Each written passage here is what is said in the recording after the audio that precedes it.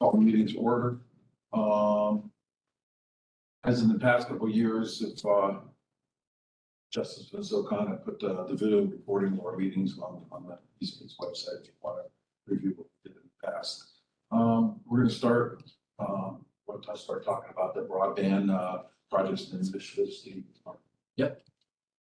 Thanks, Kevin. So a lot going on in broadband over the last couple months, particularly the last few weeks has been a whirlwind.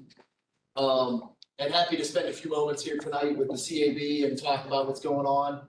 Steve and I have been, hard at work. Again, lots of stuff going on in all three counties, but probably going to focus more so tonight on Mahoning and Trumbull. But so if we look at the Ohio Middle Mile plan that we have in place, Eastgate was fortunate to form a partnership with Broadband Ohio, the Ohio Academic Resources Network, to become part of their Middle Mile plan. Our role in that is the Route 11, State Route 11 fiber line. So we will run that from Lake Erie to the Ohio River through to East Liverpool, 100 miles, 101 miles roughly. And the goal of that is to bring last mile service to unserved and underserved areas along that corridor. Lots of both urban and rural communities. We just had a lunch and learn last Thursday. And for those of you in the room, those of you online, you probably won't be able to see this piece of conduit too well. But for those of you in the room, feel free to check this out. This is actually a piece of conduit with 4 interducts in it. And the fiber optic cable will actually be fed through those interducts. And so last Thursday at the Lunch and Learn, our consultant who put our middle mile plan together kind of presented. He showed us some cost estimates and whatnot. Eastgate will stay in partnership with Broadband Ohio to fund this project, and whether that's through broadband equity access and deployment funding from the federal government or another source, the project is estimated to cost anywhere from 25 million or thereabouts. And again, that engineering analysis was completed just last week, and it's on Eastgate's website at www.eastgatecog.org/broadband. And Steve, I don't know if you want to offer anything else on. No, this is an exciting project. If you look at the map is a great way to depict what we're trying to do. We're in the upper right-hand corner, the red kind of room, but we're part of a bigger plan. It's about $140 million project to do a loop around the state of Ohio. And so we're fortunate partnering with Broadband Ohio and Hornet, which they connect all the schools and colleges, universities. And this is something that it is $140 million. It's expensive, but we believe that's just a way to get it. And we're working closely with it. I talked to Broadband Ohio yesterday. They're still thinking they can help us get the money. So the idea is, as Mark said, we can't reiterate it enough. This isn't about putting fiber in the ground because we don't put fiber. This is about putting fiber in the ground so we can get it to the people, the broadband services that people need that don't have it right now. Whether it's online learning, whether it's telehealth, whatever it might be, signing up, even watching YouTube videos on how to repair a sink or something. And so here's another project, and again, we'll touch on this briefly, but this is a project that we work closely with the Asheville County Commissioners on. And this was an Appalachian Regional Commission Power Grant application that went in April. It's connecting underserved Appalachia. It was a partnership between the county and, after putting out a request for proposals, Spectrum actually ended up being the successful partner that proposed to deliver 228 miles of gigabyte symmetrical broadband service to unserved, underserved areas of southern and eastern Ashtabula. Ashtabula County is unique in that if anyone in the room's been to northern Trumbull County, most of that territory pretty much mirrors northern Trumbull. It's very rural, a lot of farms, and not a lot of fiber optic broadband access. There's more wireless access, and actually there's a project later in the presentation we'll talk about that has to do with wireless, but this was actually a big win for the county if funded, to get Spectrum to go through and build out fiber optic service. Yeah, so if you look at it, the project itself is going to be in that kind of bluish gray color. Of course, as Youngstown, you see Ashtabula, the outline up there. And this was something what we see, we believe that the best approach is what we call a private-public partnership. The people that have the expertise, in this case Spectrum, to connect with people who have the money, displace the government as well as Spectrum, to come together in partnership. And while the project cost is $12 million, the federal contribution is $2.5 million, which sounds like a lot of money. It is, but in the grand scheme of things, they're bringing $2.5 million where the private sector, Spectrum, is coming in with $10 million. So it's a great way to partner with that, and it'll service. I'm trying to think of how many townships. It's basically a whole loop around the bottom of Ashtabula County. I believe it's at least 8. I think so. Yeah. And the challenge you have is it's very expensive to put fiber in the ground. I can put fiber in the ground in Youngstown or Warren or Niles or Girard, and I have more people that I can sell to. If I'm out in Cherry Valley or Lenox, New Lyme, Richmond, Pierpont, those areas, or West Farmington and Trumbull, it's very hard to make my money back. So that's why the government stepped up with the offering to help subsidize that. So that's a great opportunity for us. We'll find out September, October if we got it. Yeah, roughly around that. So hopefully good news to report on that later in the year. And just sticking with Asheville again briefly, Steve, I don't know if you probably have a little more information on this one. So what this is, we look at fiber to the home is like the end all, right? Well, we do realize that you may not get that in the next few years, and maybe 4 or 5 years for some, maybe longer for others. So we're looking at different types of technology. So we are what we would call technology agnostic here. One of the things that we like is wireless. You can deploy internet speeds, not quite as fast as fiber, but much faster than no internet. And we have a pilot with a company called Ohio Transparent Telecom. And they're putting in, they got the commissioners paid roughly $700,000 of ARPA money. And we've got 3 towers that we're putting up. And I say we, it's really the provider in southern Ashtabula. And that is going to cost about $700,000, but it's going to hit potentially 8,000 homes. And it's the first kind in the region. We like the concept, and you'll find out more. We're looking to do it in other areas too, in the region. And this is something we did in RFP. We awarded it. We worked through some of the tower acquisition issues. And we have people, as of today, we have people that it's active in Cherry Valley. Cherry Valley is not much up there. It's the largest retail outfit with Cherry Valley furniture in the county, but a lot of Amish and people without internet. So this is a great thing for them. And definitely a good example for us to consider utilizing in both Trumbull and Mahoning County. And again, we'll touch on that as we get a little further into the presentation. And so the Trumbull County Broadband Engineering Analysis. So this was a project that the city of Niles started roughly 15 years ago, 2008, 2009-ish. But it was a fiber loop running through the central business corridor and kind of looping around and almost touching pieces of Warren, Weathersfield, Howland, but not quite being complete. And so the county planning commission came to us, and then also the Port Authority, and asked if we would help them to submit an ARC power grant in 2022. And so essentially this engineering analysis will kind of show us the best ways to complete that fiber loop to get the maximum impact. Again, get it to kind of coexist and work in sequence with the Route 11 fiber line and all the other initiatives going on. And so they were successful, awarded that funding last fall. The project is underway. AECom was the successful applicant for that project, and they've been a great partner thus far. And the total project cost for that is roughly $80,000. And AECom's doing the other project too. Mm-hmm. So we have experience with them, very good company. Yeah. So that's underway, and again, we'll have more to report on this one as we get later on in the year.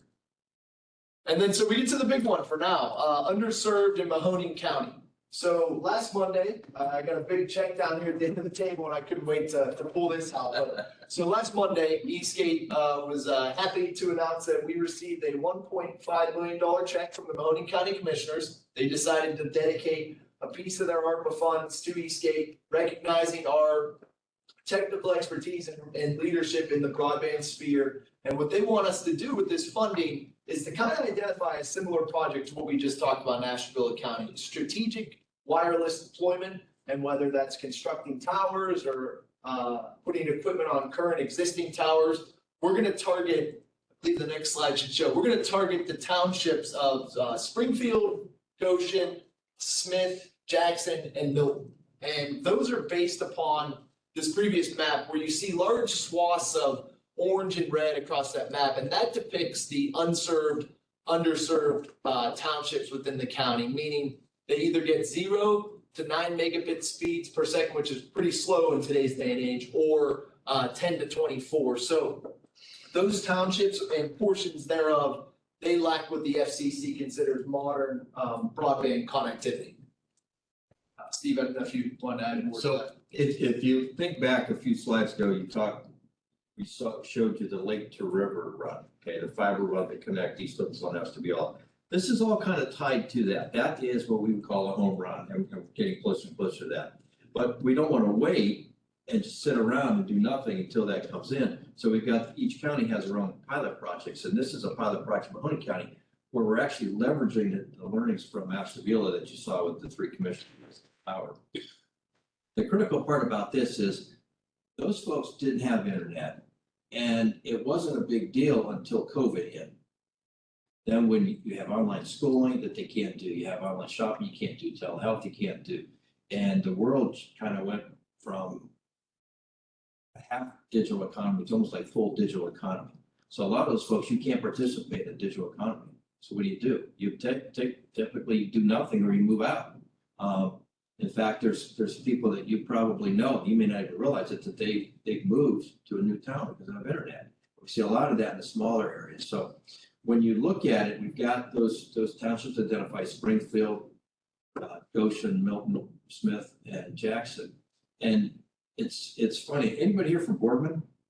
If you think about Boardman really was a great community. It's at a point now it's bursting at the seams, and there's really very few areas for residential expansion in Boardman. And as you look at what we want to do with the repopulation, we need places where people can live. Well, one spot, and they're working on it pretty hard, is Stephanie's hometown of Springfield. Springfield would be great because they're just next to Boardman. The problem is they've got property, but they don't have internet in some cases. So people are saying, I want to come to Springfield. I can go to certain areas, but other areas that I want to move into, I can't. And farmers are thinking, hey, I can't sell my property. So they're working hard on getting the water and the sewer. The broadband is going to be critical for that. Same thing with Jackson and Milton. Jackson Milton is a little bit different from the sense that they're close to that project that we're working with, the EVs, electric vehicles, and all that expansion. Again, it's critical. You need internet, and the commissioners recognize that, and that's why they're giving money to Eastgate, which is a great opportunity for Eastgate. And so what we're doing actively right now, Steve and I, Justin and Jim, we're working to clean up and polish up an RFP for release later in the month. We will leave that RFP up on the board for 28 days, and we hope to complete a review of proposals and possibly have a provider under contract at some point in September. But an aggressive timeline would see the pilot project beginning later in the year, potentially this year or early next year at the latest. But we are on track to begin to start to correct the issues that we have in those townships and connectivity. And so that leads us to questions that you may have. A lot going on, and very excited for all the progress that's been made, especially recently. That wireless component in Ashtabula, is that in competition with the fiber optics system, or they work hand in glove? How does that work? So it's funny you say that. So it's sort of in competition because some of the areas are overlap. What we saw is when you have an incumbent provider, they may not be in certain areas, and for whatever reason, they continue not to be in those areas. But if you introduce competition to the marketplace, they expand. So the wireless project, we got the RFP, we announced the winner. That day, one of the cable providers decided to go door to door and say, hey, we've got fiber coming. 2 months later, the local phone company said, hey, we've got 1,200 homes we're wiring up to internet fiber to the home. So our goal right now is to get at least one option for every home. Long term, we'd like to see 3 options for every home. But our intent is not to go to the competitive areas where you have internet now. We want to go areas that you don't, but there will be some overlap. So the wireless, do you just see it as a stopgap measure, or will it fall by the wayside as the fiber optic network grows? Or- Good question. As it stopgap, in some cases, it's an interim step, I would call interim more than stopgap. There is one company that is working actually hand in hand. They do a hybrid approach. They have fiber for a long term, and then they have wireless in the short term. But when we say wireless, it's important, I think, to understand, it's not wireless the whole way. When you look at your phone, you take your phone out. If you have a 4G signal in the upper right-hand corner or 5G, you're on a tower that is connected to fiber. So what happens is you have fiber run to the tower, and then at some point you have that wireless signal, RF signal that goes to your phone. Well, as we expand the wireless, we're now expanding fiber out, and in some cases, that fiber that handles your traffic on your wireless can also be out to a fiber to the home. So it's integrated in the sense that they're competing, but sometimes they're complementing each other. So the product's different. The You product, only have so much bandwidth. Right. Gee, you only have so much bandwidth, and there's ways to expand that with 6G and so forth. But the issue is, we're looking at it, so on one hand, it's a hybrid. If you have nothing, because some cases, you're never gonna have fiber in 20 years. If there's one home in a 10-mile, you're not gonna get fiber in 20 years. But if there's an area where you're starting to deploy, so the Spectrum project that we talked about, they have 4 or 5 years to do that build out. So in 4 or 5 years, things are gonna change, but that's a long-term project. Our people, our residents can't wait that long. Businesses can't wait. I mean, in Ashtabula, when you're a small business, you're not competing against Ashtabula businesses. You're competing against the world nowadays, online, internet, and so forth. But good question. So I think the next thing is, how do you allocate? How do you decide? Do you do fiber or do you do wireless? It kind of depends on the money. I'll give you an example from a cost perspective. The city of Canfield, where I live, they did a study on how much it would cost to get fiber to the home. They mapped it out. And Canfield's relatively small, but that project 2 years ago was estimated to cost $5 million. So realistically, say it's going to cost a lot more money to get fiber to the home than wireless. Long term, fiber's going to go. Short term, wireless is a good stopgap measure. I call it, hybrid. who's gonna own these assets? So it all depends. In most cases, the private sector is going to own it. So in the pilot project, the active wireless, it's going to be owned by Ohio Transparent Telecom. And it's their product. With Spectrum, should they get that grant, we're hopeful that we'll get it, but they will own that. The lake to river fiber is going to be owned by the private sector, but that's something a little different. That business model, we call it open access, and they're like a wholesaler. So they will build it, but they won't supply the service to the houses. They'll supply the service to other providers that then go to the houses. And the open access model says they have to have it in a marketplace, so they'll sell it to a lot of different people. And we're actually talking, without getting too detailed, we're talking with one provider now who actually provides internet and fiber for the MARS system, the mobile access radio communications, is different with that. It's agile, they provide that, and they're also providing that same say tube of fiber that goes to Cherry Valley to supply the tower for MARS. Is now, some of that fiber is now being used for Ohio Transparent Telecom to get fiber or to get to certain internet service to the end user. Is that direct burial or do you have to put it in?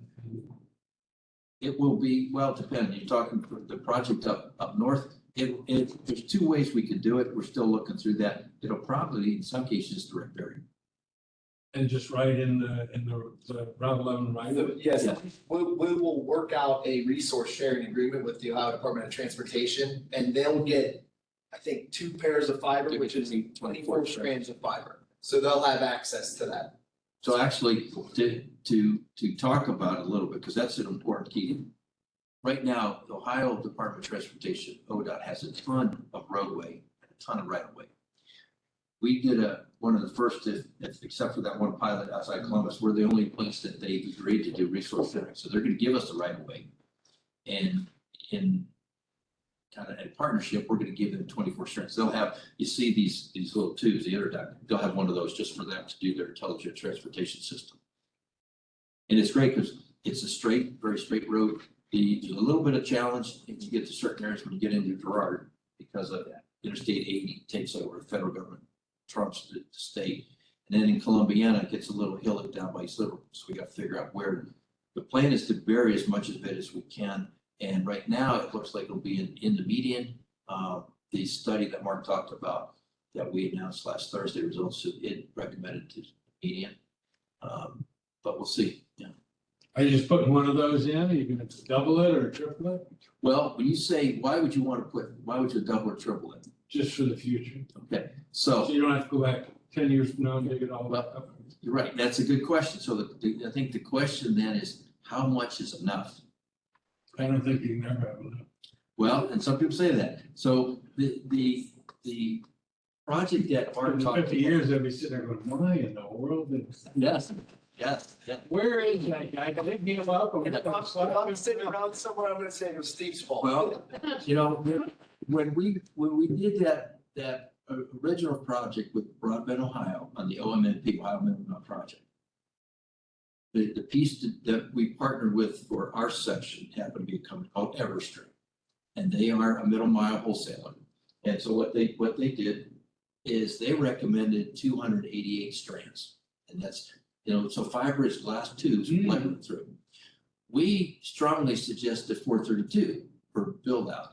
The study that was done now is recommending 432. And if you want, you go online, Mark said it's online, if you want to look at it, they lay out so much for ODOT, so much for Ornet, so much for Broadbent Ohio, so much for this. And we believe that's enough capacity for quite some time. I don't think you've ever got a scenario where somebody looks at this, oh man, we put in too much. The cost difference is almost, I don't wanna say trivial, because you're talking maybe an extra million or two, but in the grand scheme of that project, you saw a $25 million cost. If we did 288, it would still be 22 million. Yeah, your So biggest We're cost only adding a little bit is labor. to future proof. Opening up the ground and. It's big cost of labor. The other thing too that is a factor a little bit now is that for a while there, to get a 432 single cable was significantly more money.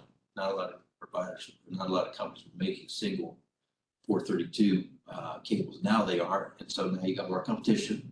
When we started this project with Broadbent Ohio, you had at one point you had a 16-month time lag to get the fiber. Now we're down to probably 6 weeks to 8 weeks. So it all depends too. So that factors in how fast you get it out. But yeah, we understand that you want to make sure you have enough in there because who knows how it's going to end up.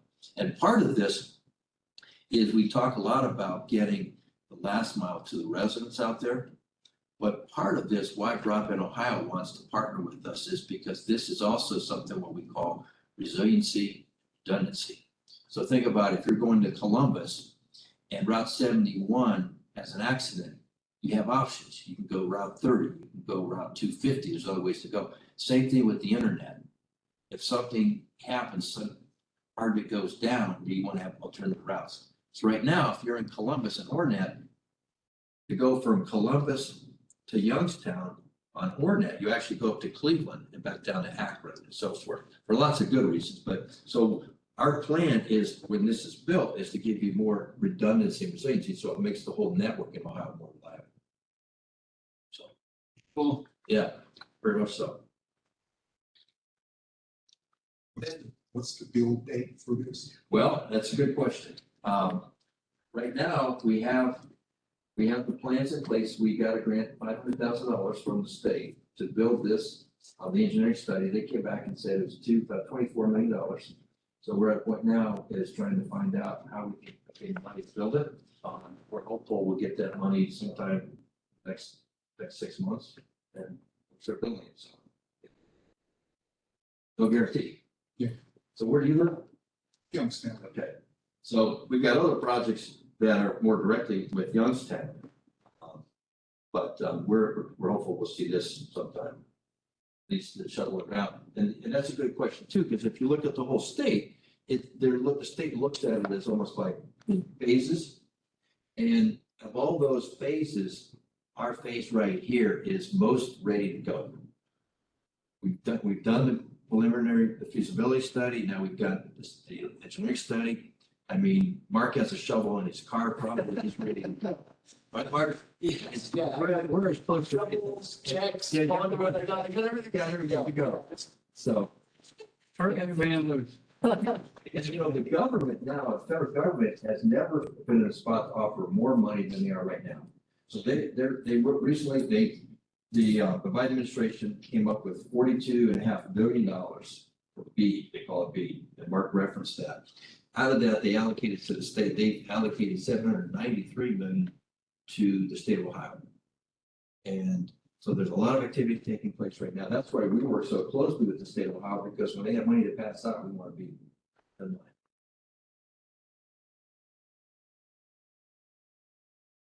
Any other comments, questions on the web? All right, gentlemen, thank you. Thank you. Next on the agenda, Stephanie, you want to talk about the MPS implementation strategy plan for the Yes. Little Yankee Run watershed? Yes.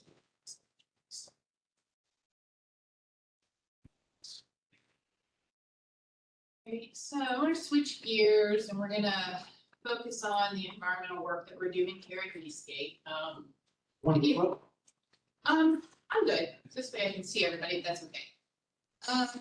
And so I gave this presentation last Thursday at Hubbard Township, or rather in the city of Hubbard, to residents within the watershed community. And so several years back, if you were part of the CAB, you may or may not remember that we hired a consultant group to do 2 non-point source implementation strategy plans, or NIPSIS plans. They were done for the lower Mahoney River watershed. One was in conjunction with the Leavittsburg Dam Removal Project, and then the other one was a watershed called City of Warren Mahoney River subwatershed. And that subwatershed encompassed both the Summit Street Dam and the Warren Main Street Dam. Okay, so this one here is focusing on Little Yankee Run, and the reason why I switched gears over to this watershed was because the city of Hubbard and Hubbard Township have been dealing with some flooding issues over there by the Route 7 Interstate 80 interchange. And so when Jim Kinnick, myself, and Joanne Eastman at the time met with Mayor Kyle at the city of Hubbard, he was explaining about the flooding situation, and it got me thinking, looking on a map, what could be contributing to it? Other than the fact that there's barely a riparian area downstream from where that interchange is, you know, into Pennsylvania, I noticed that there was a low head dam. So it got me thinking that we know that low head dams may not cause flooding, but they could be a contributor to the increased amounts or times of flooding because of the fact that they do not permit water to flow freely. The flow is always the same. The amount of water is going to be the same. But once we take that dam out, we know that it's going to flow unrestricted from headwaters down to the confluence. So we'll get into my presentation here. I'm going to do a little brief introduction to watershed planning.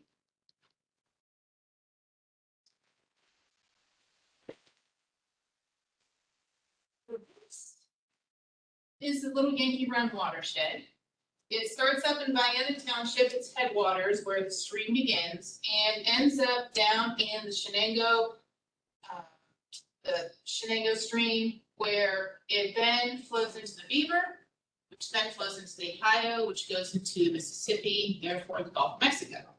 So you can see how we're all interconnected, but this is the watershed. Vienna, Brookfield, Liberty, Hubbard, City of Hubbard, Youngstown, and Coatesville. So it starts north, flows south, then bumps back up again as it goes into Farrell, PA, dealing with 2 states. Yeah, 2 states. Where's the dam? Dam is right down in the city of Hubbard. It's about right here. This is Main Street. You'll see it on the map in the presentation, but it's about right here. It's associated with Elwood Aluminum. So if you know where Elwood Aluminum is. Sort of. So we'll get there. So the reason why we focus on watersheds is because we know that water doesn't follow political boundaries. It really doesn't care what township or community you live in because it's all affected by what we do.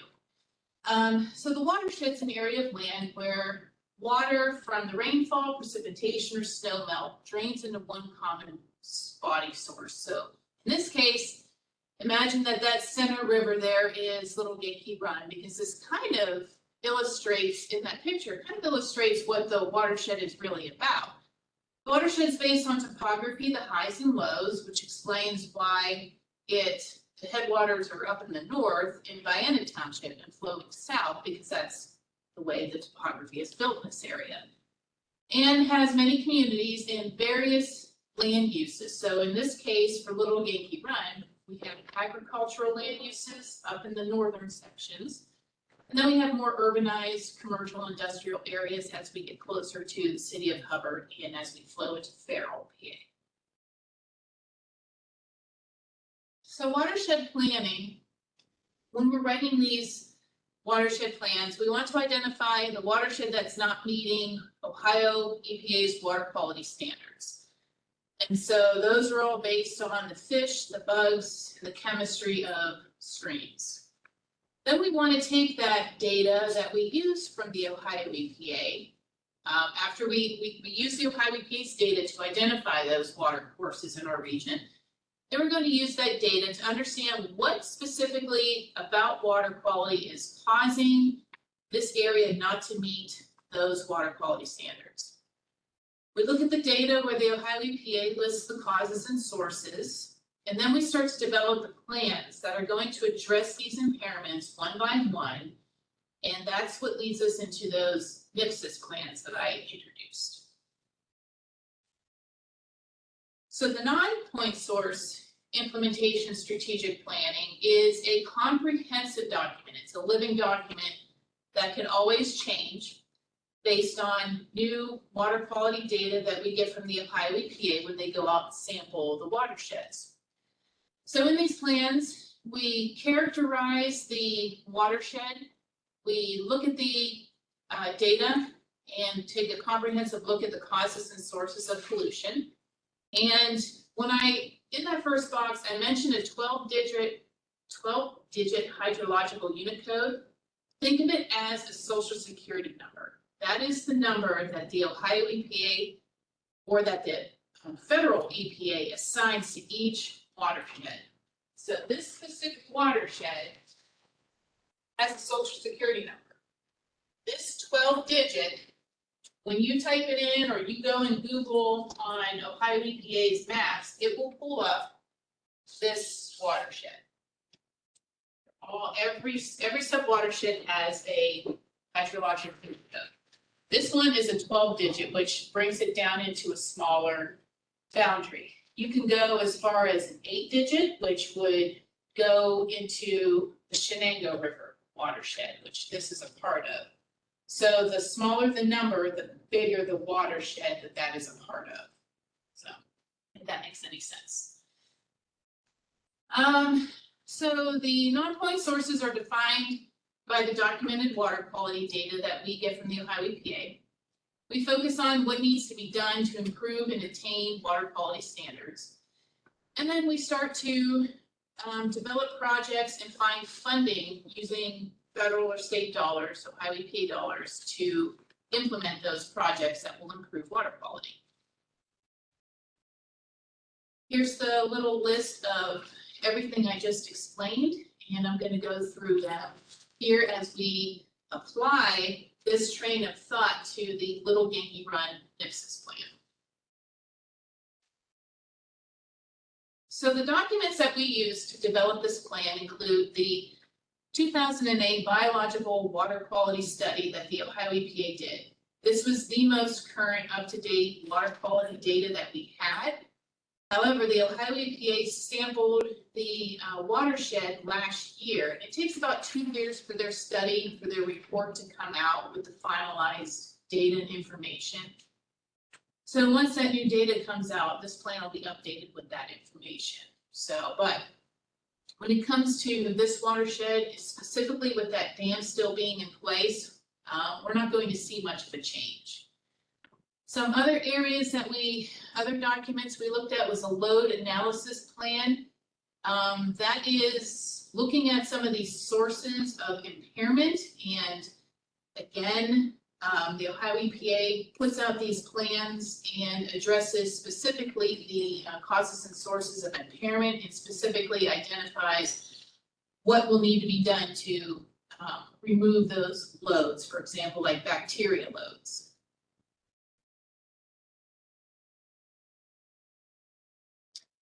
So here's a little, okay. So I'm going to summarize the watershed characteristics, my first part in the NIPSIS plan. We know that the Little Yankee Run is part of the larger Shenango River watershed. It drains 43.7 square miles, with the majority being in Ohio. Very mixed land uses, like I mentioned in that watershed diagram. We have a lot of rural agricultural land to the north. And then as we get closer to Hubbard Township and the city of Hubbard, obviously Youngstown and Coatesville, we get a little more urbanized, suburban, and industrial and commercial right there at the I-80 interchange.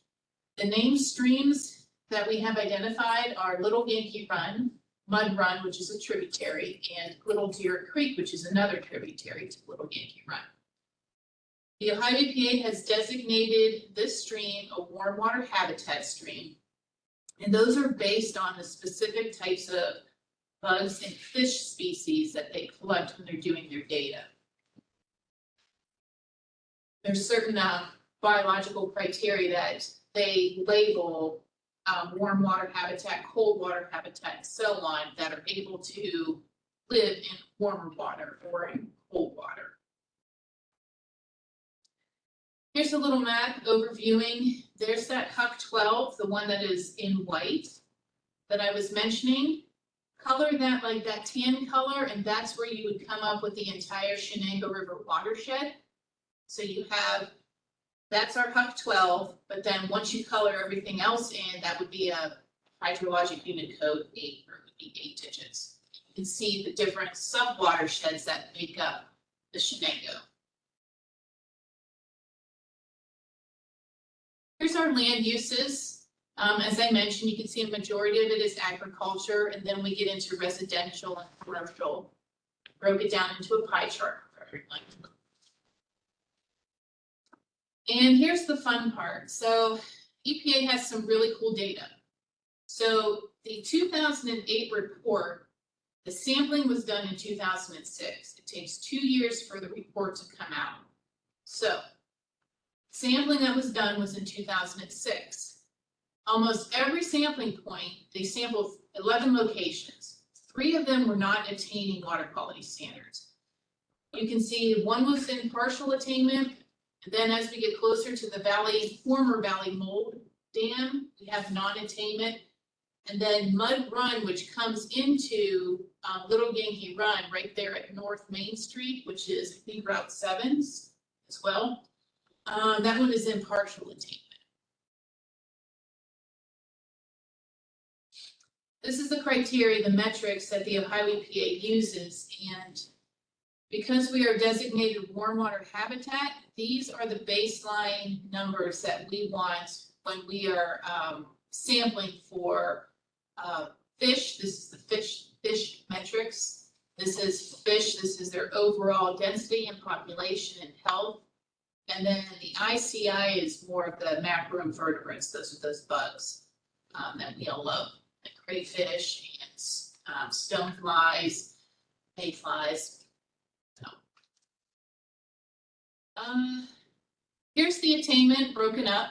You see 64% of it is in full attainment, but then we have a split between unknown attainment and a non-attainment area, which is that dam.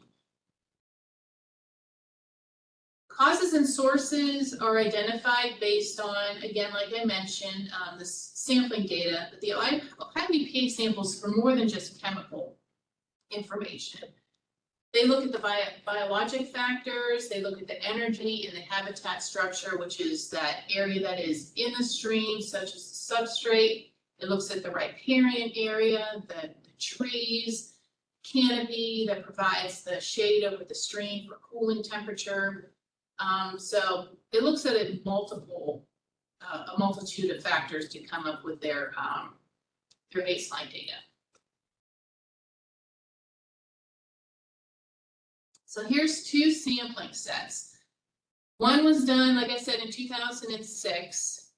And right here, I know it's small and I apologize, but right in this area is where the former Valley Mold, that was the name of the company at the time, had their dam. And so this area is a non-attainment, and then this area right below it is a non-attainment as well. And then you have your partial attainment. So whatever's going on from this dam all the way back up, which is about a mile, and including that little tributary stream Mud Run, this dam is affecting the attainment status. As you can see, after the dam, we get into the green, which is good water quality. This is actually supposed to be green. I caught this last week, but this is the Colbert Dam area. And so this is actually in attainment. It was just mismarked. So we have two sets of data that we are looking at. One of them was done in 2006. 2007, the Ohio EPA came out and did a targeted brownfield assessment where they looked at the former Valley Mold site and sampled the stream there as well as the land because they were closing and they had an illegal hazardous waste landfill dumping site that they had to go and assess. So we're pretty fortunate to have these two sampling sites, 2 different years, coincide with one another. So these are the areas in our NIPSIS plan that we're going to focus on. Again, those are the areas where we're not attaining water quality. We will be addressing this area here at the former Valley Mold Dam Pool. The dam is now owned by Elwood Aluminum. And then we will be addressing this Mud Run because the urban runoff factor and some of the backwater is affecting the stream as well from the dam. This Little Yankee Creek at Stewart Sharon Road becomes a little bit more difficult because the sources and the causes are unknown. It could be natural factors that there's nothing we can do about. So the watershed is also not attaining its recreational use. So when they talk about recreational use, it's the ability for people to go in and get into the stream, whether it's wading, fishing, boating, like kayaking or canoeing. And their recreational uses, the majority is in non-attainment. So if you remember the watershed as I was talking about, it's rural. So when we have a rural watershed, we're pretty disconnected from sanitary sewer. So a lot of our factors contributing to bacteria in surface water is usually either septic systems that are discharging, septic systems that may be failing. And again, the agricultural side, we have manure handling, we have manure application or nutrient application to the fields. And so when we have those heavy downpours and rains, those items, the manure and the nutrients from that run straight off into the stream if it's not absorbed into the field, the farm fields. So that contributes to a high bacteria count. So we'll also be focusing on how can we reduce these bacteria levels within the watershed. Impairments I mentioned, sedimentation and siltation and bacteria. So the sediments and siltation mainly stem from urban runoff. When you don't have riparian areas that are vegetated, you may have turf grass, but turf grass does not have deep, thick roots where it's holding sediment in. So when we have the storms that we have been having over the past 10, 20 years now, the sediment is running right off. There's nothing holding it back. So whether you have a tree, like a big old growth tree with its tree roots, you can see in the stream bed, whether it's dead or alive, those roots are holding in the sediment. They're holding it back from being deposited into the stream. So it's important to have deep rooted vegetation, whether that's shrubs, trees, but turf grass, we have an issue with people mowing right up to a stream and kind of scalping that. So there's nothing stopping the sediment from running off from those erosive factors. So next we're going to identify the critical areas, and this is where we're going to focus on our issues. So one of our critical areas is this dam here, very small again, I'm sorry. And about a mile upstream is the dam pool. So we're going to be focusing on this and how we can improve water quality within just this critical area. The next critical areas that we'll be focusing on are those areas that have hotspots for bacteria. So we're going to establish goals and objectives. What do we need to get our attainment to reach these water quality standards? So we have to look at what the Ohio EPA assigned a numeric value to when it came to the fish population density and their overall health, the macroinvertebrate population and density, and the physical habitat. So these are the goals we want to make sure we meet when we are addressing the impairments. They are all quantitative benchmarks. So for example, according to the Ohio EPA, in their 2006 sampling, the bug score is not achieved currently right now at the Little Yankee Creek Valley Mold Dam site. So when they went and sampled in 2006, they did not find a healthy population of macroinvertebrates. And it was mainly because of the sediment siltation that has built up within that dam pool. So just like we have here in the Mahoning River, we have sediment and siltation building up behind the dam, but also within that dam pool, because that stream is not flowing freely to just evenly distribute it out amongst its system. So when you have that, the sediment is settling on the substrate, so the different types of rocks and stuff at the bottom of the stream, and it's filling in those gaps that otherwise would be used by the bugs to put their eggs and to hide from predators. So our goal would be to achieve that benchmark the Ohio EPA set, which is a number 40. So this is where we want to make sure that we increase the bug population and health to a 40 from a 14. So our objectives, the activities that we want to do to help achieve that goal would be, obviously, remove the valley mold dam. But again, we also have to look to restore the in-stream conditions, which would be removing the sediment, and restoring stream substrate, and restoring aquatic habitat along the banks of Little Yankee Run. Our projects will be based on those goals and objectives. And like I said, similar to what we did in the Mahoning River, our number one goal, or our number one project, will address that non-point source issue that we have, which is the impoundment that's causing the stream from reaching its attainment status. So our project will include removing the dam, and it's because that's the area that is not reaching attainment, that will probably be, just guessing, because it's not reaching, it'll be our number one goal, is to do that, because we feel that that would be, at that point, once we do the dam removal and once we start removing the sediment, we're going to see, as proven in other streams in Ohio and in the Mahoning River, we're going to see those numbers come back up. That stream, specifically in that area, will meet attainment standards for Ohio. Some funding sources that we'll look at will be Ohio EPA's Water Resource Restoration Sponsorship Program. We can look to Clean Ohio. We can look with working with the Soil and Water Conservation District to work with agricultural folks and see if we can do some sort of manure management plans or livestock exclusionary fencing programs to help improve the bacteria counts. But these are all just ideas that we'll identify in the plan.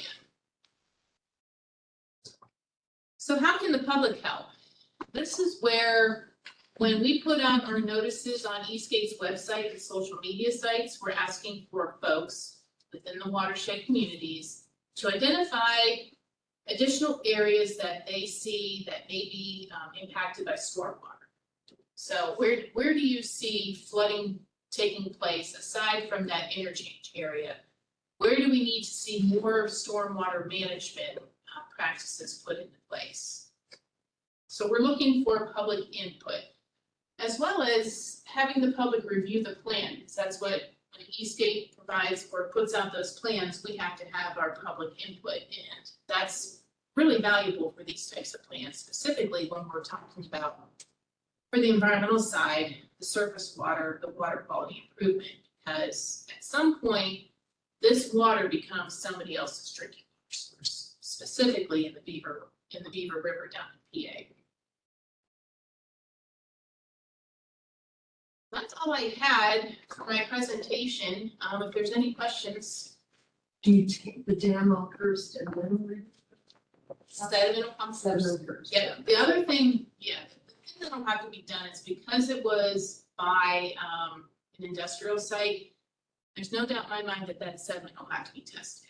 We'll have to find out what types of, if there's any heavy metals in there, the toxicity rating of it, just like what we're doing The here. blast furnace was right there on the creek. Yeah. They tore it out about 60 years ago, so Right, one of those landfills there is blast furnace flooded. yes, and that one is, EPA set aside funding to clean that section up, but they haven't. That parcel specifically hasn't been purchased yet. Does the Elwood Group draw water from the pool? So we had a conversation, we've been talking with Elwood Aluminum past couple months. Specifically last Monday, Justin and I had an awesome conversation. We talked about the dam. They do not draw water. There was a pump house there at one point in time that may have been used by Vulcan Valley Mobile, but it's not being used by Elwood. So when we were talking to them, they are on board with getting the dam removed. So they don't need it, they don't want it. And so in my mind, it's a conversation with the Ohio EPA to find out how can we do this public-private partnership? What can we do to just get that dam out and dredge or clean up that 1 mile area to help improve water quality right there? So my next step is working with the Ohio EPA and kind of mapping out what we're going to do, aside from submitting this plan for state approval, but it's good when you have a private entity willing to say, here, take it. Specific, especially if you don't have to pay for it. So that's a good thing. So.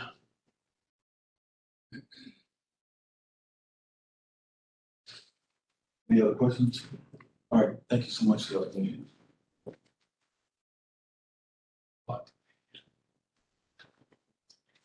I could look at this.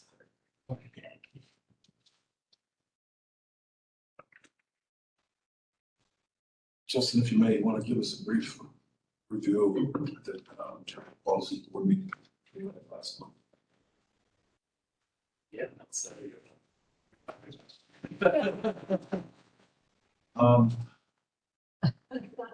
Jim wasn't there, so I think I delivered his report, which was a bunch of updates on things that Jim covered as, I think, ad nauseum. So if you've seen him talk in the papers, you've probably heard him talk a lot about some of the initiatives that we're currently taking on. I think some of the big hits that I'll just kind of mention very briefly is something called the Power Coalition, which came out of a regional utility study that Eastgate undertook that had kind of come to a resolution. The final plan was presented, and then what is starting up now is a regional coalition of community members that have a stake in utilities. So whether that's water or sewer or electric or gas, maybe even eventually broadband. It's kind of roundtable setting where different communities can come together and talk about the practices and their operations and how they manage all of those things. In an open forum so that we could have honest conversations about how communities that may be neighbors manage those things together. Because some of those things can be contentious. Utilities can represent power because there's money involved and their customers. You're a service provider to people that may be outside of your municipal jurisdiction. So there's concerns with some of that stuff. So it's really an open forum that allows a lot of those barriers to break down. And we're seeing some good traction, some good discussion out of that group. A little bit of discussion about the Live Zone project, which was another kind of big planning project that we had undertaken and applied for federal dollars to implement, but were unsuccessful. What's kind of occurring there is a refocusing of our strategy. So a lot of that was focused in on the Lordstown, North Jackson area, in some really kind of pie in the sky ideas that I don't think were fully fleshed out in the application, but in federal funding. So we're taking a second stab at that, and we're breaking some of those pieces out to figure out what are the most valuable aspects of this project, and what are the things that are going to be most meaningful for change, and trying to rework that strategy so we can apply it in the future for federal funding. And that's looking at things like intermodal facilities and smart yards for freight transfer facilities to really kind of bolster this logistics industry that's flourishing in our region. And we want that impact to not just be centered in Lordstown and North Jackson. We want that benefit to kind of grow out, touch Warren, touch Niles, and even into Youngstown, so that everybody benefits from the momentum that we have in a certain sector. Requesting to invitate. Few other things, it's mentioned, I think, in the announcements portion, but we have a RFP out for a regional housing strategy. Kind of another thing that kind of came up from our local communities asking us, hey, what do we do about housing? There are problems, we are facing problems, we have issues with affordability and access and availability of housing. Where do we start? And we didn't have the answers necessarily. So we put out a request for proposals for firms to submit to us a proposal on how they would tell us and structure a planning process to do an assessment of our 2-county region, the entire region, do a housing assessment, and then put together a strategy for policy and implementation to address some of the problems that they identify in our region. And you see, I think, communities kind of take stabs at it here and there and kind of carve their own path for housing, but we wanted to establish kind of a foundation where all the communities can start with a stable foundation of good data that's reliable. So we have really well-defined problems that we can look at and break apart and address one by one, rather than just kind of throwing spaghetti at the wall and seeing what sticks. We want to make sure we're doing this strategically and not wasting time, money, or effort.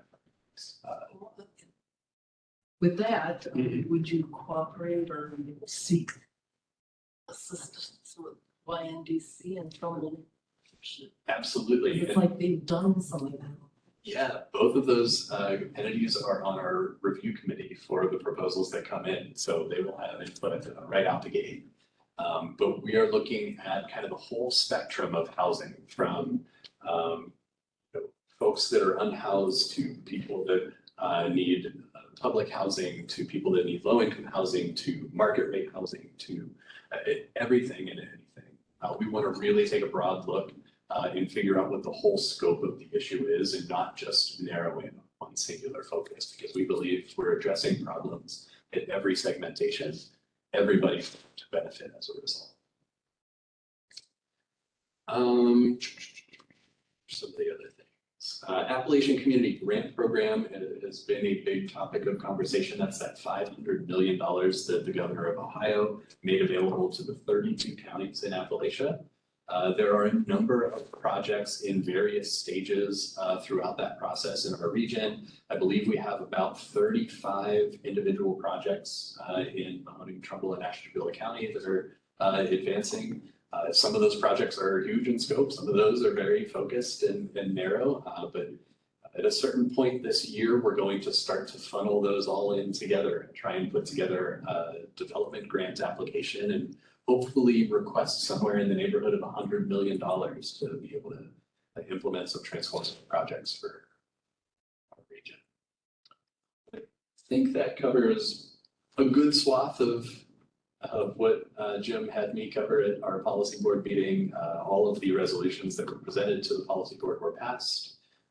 And then that kind of takes us to the upcoming meeting in September.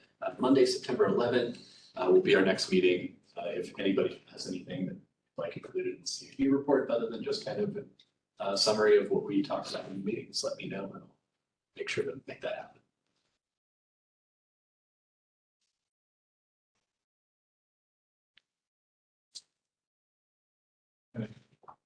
Now that we've reached the second half of this year, Justin, you want to talk about a few items we have to get accomplished before you're on? Yeah, it kind of struck me when I figured out it was the second half of the year. We're over the hump. We only have 3 CAB meetings left for 2023. Like, that's crazy to me. But since we kind of restructured the schedule, that's how this works. So it seems like we just did it, but we'll have to start talking about membership and board leadership positions and all of that again. I will put all that stuff together and make sure that's ready for our next meeting so we can start opening it up and seeing if we want to reach out to some new folks and bring them onto the board and open up membership applications again and all of that good stuff. So just as a preface, just as a FYI, that will be coming down the pike because not a whole lot of time left in the year, which is crazy to say in July, but.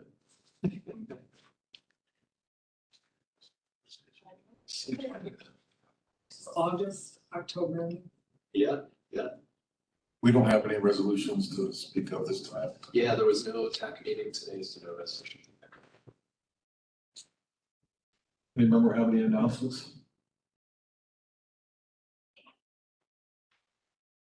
We always depend on you. I know, but we're disbanded for this.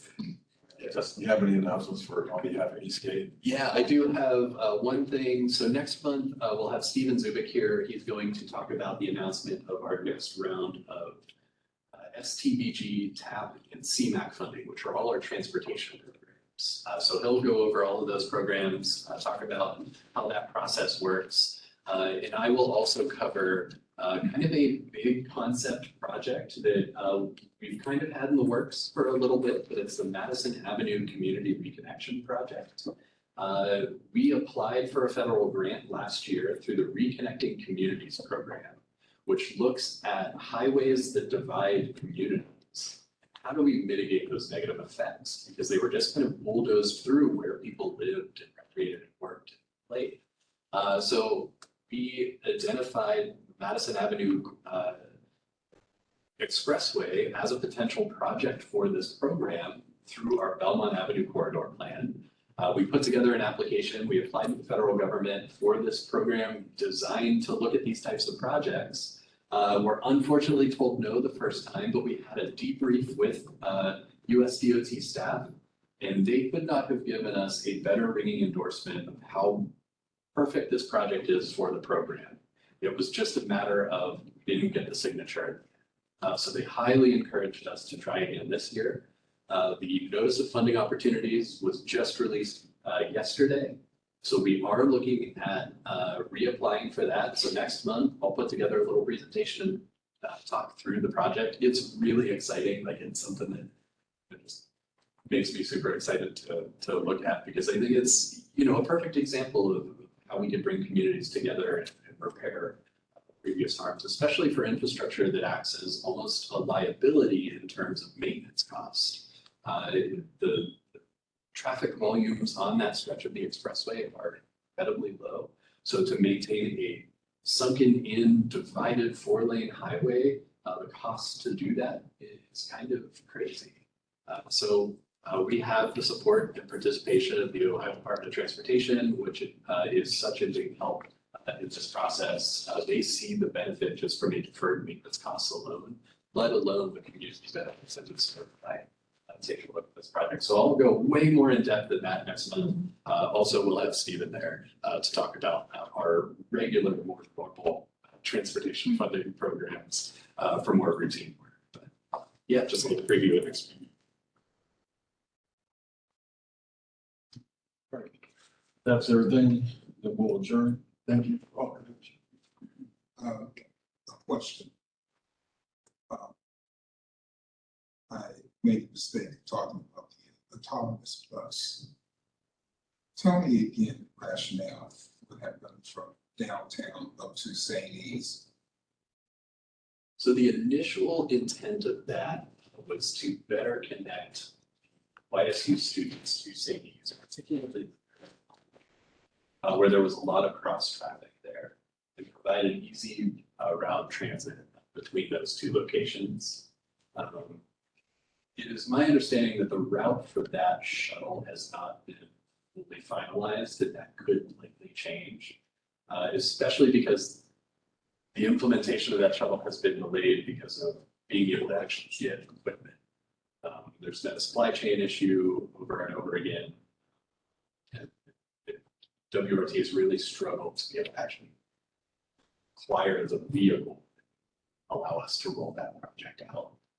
There is some thought of some different orientations of the route, and it may start in one location and they may do kind of like some pilot testing and may alter that route based on kind of user feedback and see where the best opportunity is to run that route.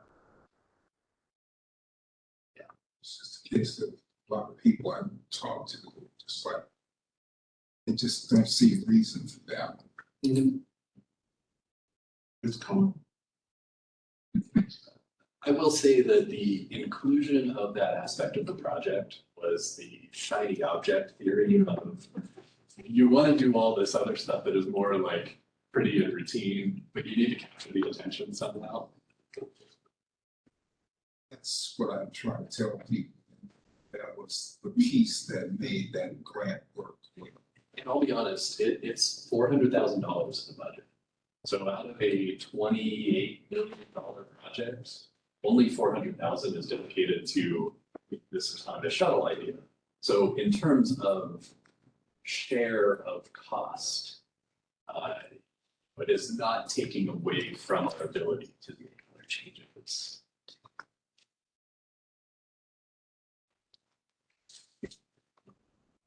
There are no other comments. Thank you for our presenters for tonight, and we are now adjourned.